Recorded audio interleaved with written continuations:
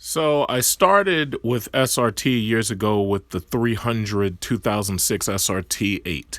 Then I moved to the 2012 300 SRT.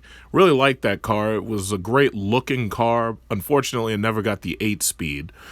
And then at the same time, I needed an all-wheel drive car, and I got a black Jeep SRT. They never built a 300 Hellcat, so I was forced to do something I didn't want to do. I had to get a Charger Hellcat, which was the next best four-door I could possibly buy. So my video is still doing pretty well on YouTube, and basically I'm releasing videos when I want to so I can game the system and get as many views for them as possible. One of them's about to cross 400,000 views or whatever. It's a pretty good car. Unfortunately, it's very difficult to drive it around here in New York because, you get wheel damage, you get, undercarriage damage. I've had to replace splash guards and stuff. But overall, I haven't had any problems. Some people have tried to do things to their car and voided their warranty and everything. Me personally, I like to keep everything OEM, so this way you never have any issues. Brakes and tires for this car are very expensive. You're talking $260 a piece for the tires. And then there's my Jeep, which is pretty much my daily driver. I really love that truck. It's fantastic. And I got it washed, because I drive it around. It was like snow and ice and salt and everything. And this was a little video clip I took today, in fact, of going to a car wash and getting it washed. Somebody said, "Hey, why didn't you get it hand washed?" And I'm like, you know what? First of all, I'm not even going to have this thing long enough to care. Right now it's got like 11,200 miles on it. And, as soon as that Jeep Trackhawk hurries up and comes out, then I'm going to switch over. Because what I'm realizing is, yeah, they can put all the power they want in these cars, but ultimately you really have to have all-wheel drive, which when you think about it is the reason why Lamborghini, Bugatti, and all those supercars are all-wheel drive automatic transmissions. When I got home, I got people calling me up, and I got people texting me and everything. "Hey, did you hear about the new Demon?" And I was like, "What are you talking about, the Demon?" And honestly, I didn't hear about it because I was too busy running my business. I was busy at work. And I was like, "Demon? What are you talking about, Demon?" So apparently Dodge is releasing some type of Challenger that is going to have more power than the Hellcat, and God knows what else about it. I really don't know anything about it because, strangely enough, they haven't leaked any details about the Jeep Trackhawk or this Demon. So basically, there's some type of madman over there at Chrysler FCA, and he's just basically decided that he's going to put monstrous amounts of power in these cars. And I hope that they'll improve these interiors and give you more luxury features and stuff. But this guy has basically decided, yeah, I'm going to make monsters out of the cars so that when people buy them and make videos, they'll, basically be driving around with monster cars. I mean, if more power than the Hellcat, really? That's crazy. What are we going to do? 808, 909? I really don't know. But, people ask me, are you going to get it? But I'll tell you right now, if the thing doesn't have all-wheel drive, I wouldn't even give it a second look because I absolutely realize I have to have all-wheel drive here. It snowed a couple of days. It's been raining a lot. It's like I have to have all-wheel drive. So as time goes on, we'll see what happens. But rest assured, when that Jeep Trackhawk comes, that's going to be my primary goal. I want that specifically. I want to probably get a silver one because I really like how silver looks. It handles scratches and whatnot. It handles light. Like if there's dirt and dust, you barely even see it. I just love the way silver looks. So that would be my second metal silver car from FCA. And I just love arguing with these people. They're like, "Oh yeah, well if you were spending all that kind of money, why didn't you get a Camaro? Or why didn't you get a CTSV? Why are you spending all that kind of money? You buy Dodge products. Why you buy Dodge products?"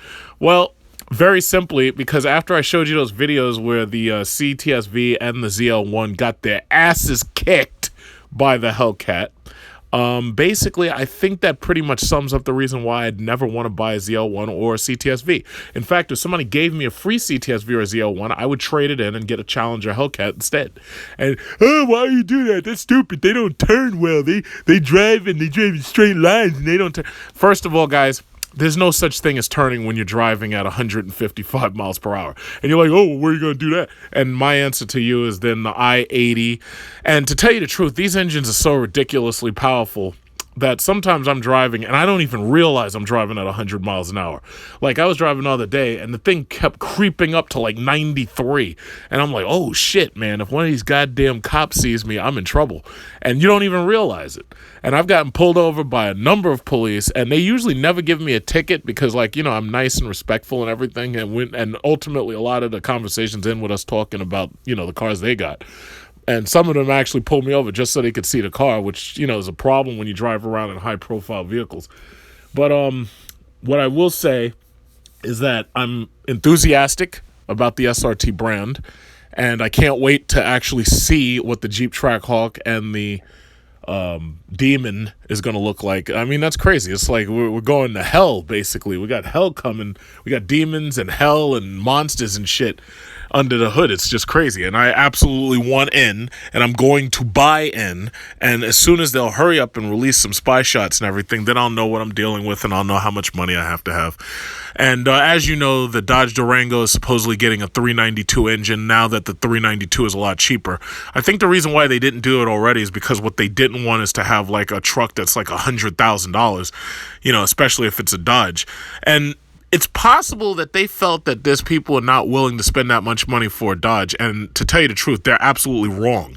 If they keep doing what they're doing and they keep producing very high profile vehicles. Now, I'm not going to say high interior quality because we already know that shit's not true.